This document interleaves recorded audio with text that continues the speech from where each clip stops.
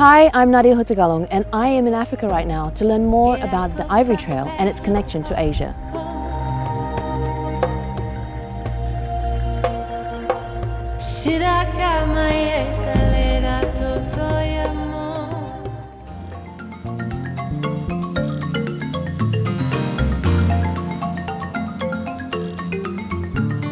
We flew from Nairobi to Oldonyo on a small plane.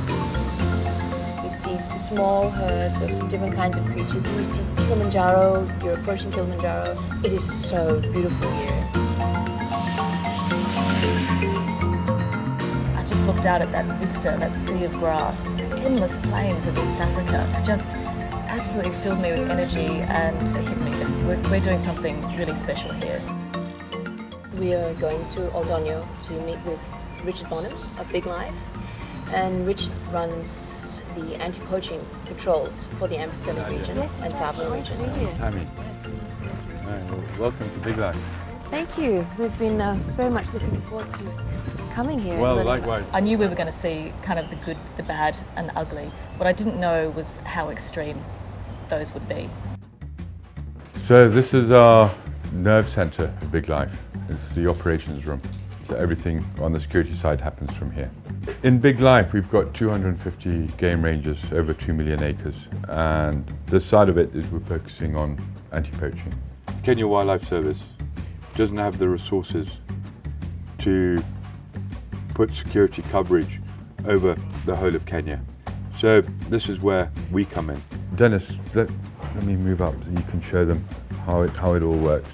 This is where I can see the whole of our Moxellia ecosystem.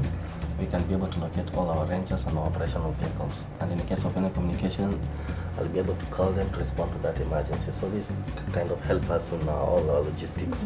Let's just say that this ranger here, Papa Oscar, he gets a report that some poachers have been seen. We'd call that a mayday.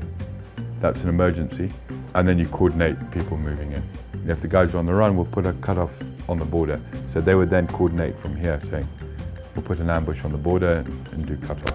And how often is this happening? On a weekly basis? How often are you going to get a mayday? It goes in fits and starts. You know, you have sometimes 2 in a day. Right. Then you might go 10 days without one. Right. So if you just look down the dates here, every month, at least 1 elephant, 2 in that month, 3 in that month, 3 there.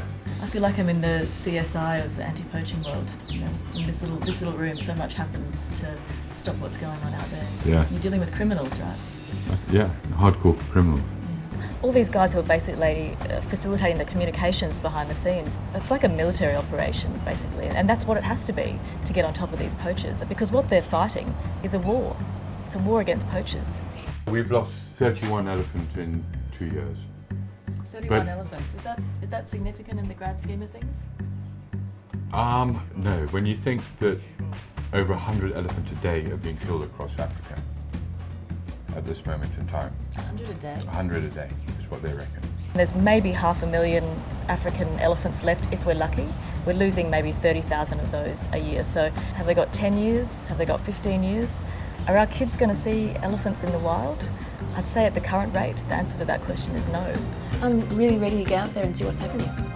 Can we do that, Richard? There's so much to show you. Let's go.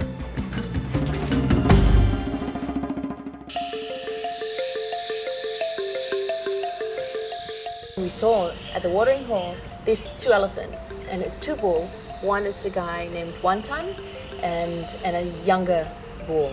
It was so sweet because the 2 of them had a really lovely kind of silent and connected relationship. You know, you get old bulls and young bulls come attach themselves.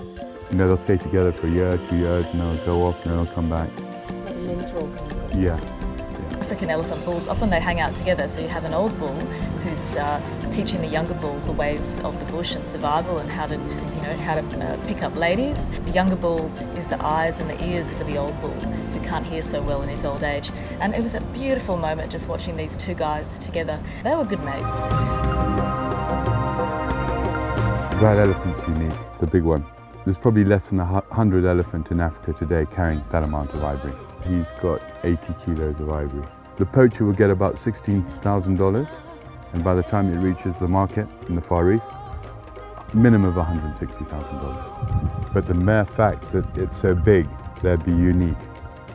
So it would have an added value, the fact they're so long. How many of these guys with the big tusks do you have here?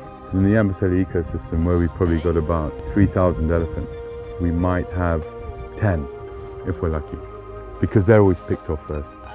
The poachers always target the big bulls, obviously, because that's where the most value is. The price of ivory continues to rise.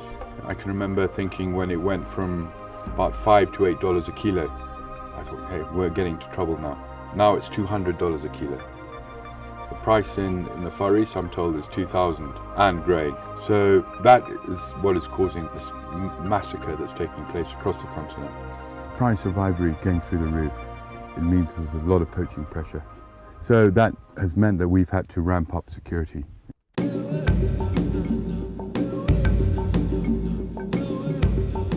We went with Richard and his rangers to Kimana. We went to look for the carcass.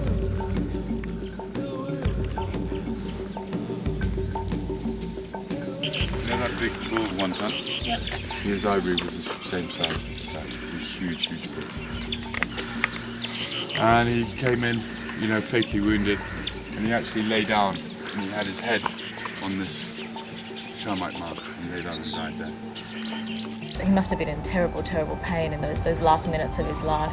And too young to die as well, you know. He wasn't an old bull, he was still a young bull in his prime. They may or may not have been able to pass on their genes to the next generation.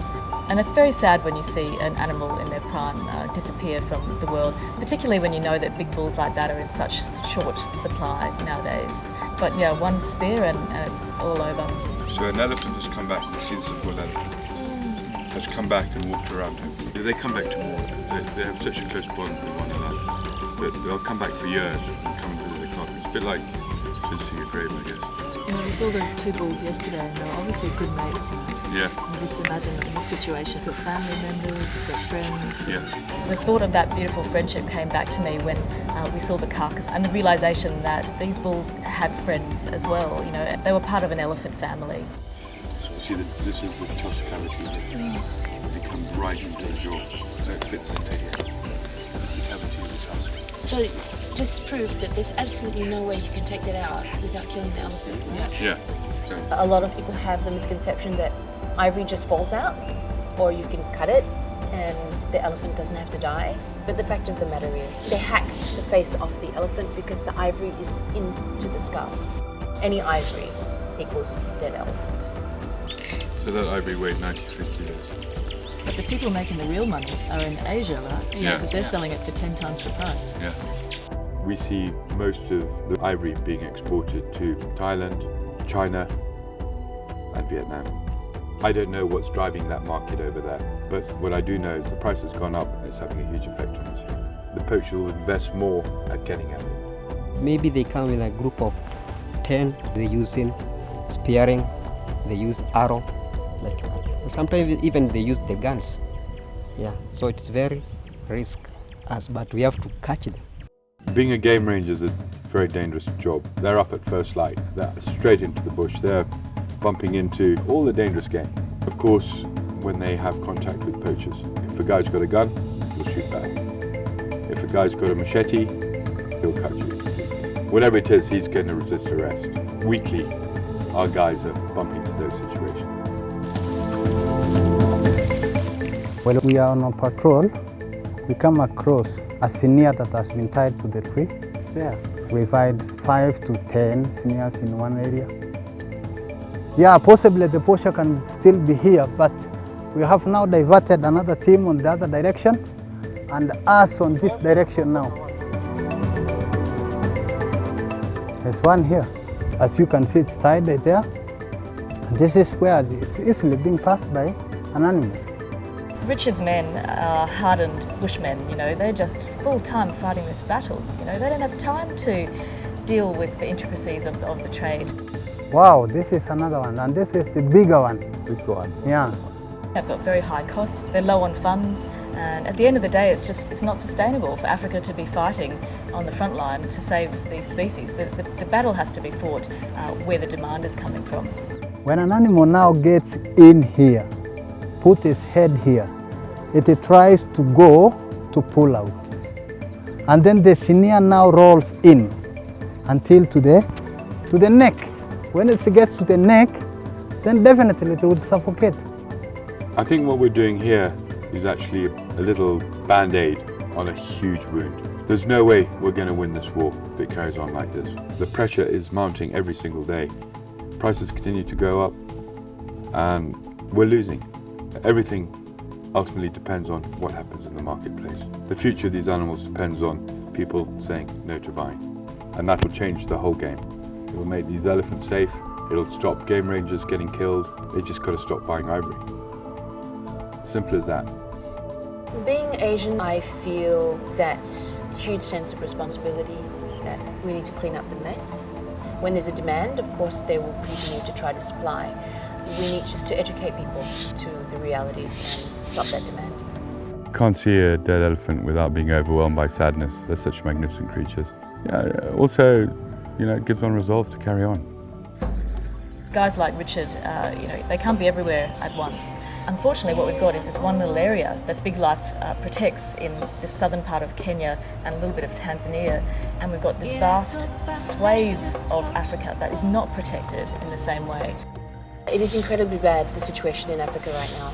We cannot let this happen. We can't let this happen, and it just has to stop. To learn more about how you can help this cause, click on to the websites listed below.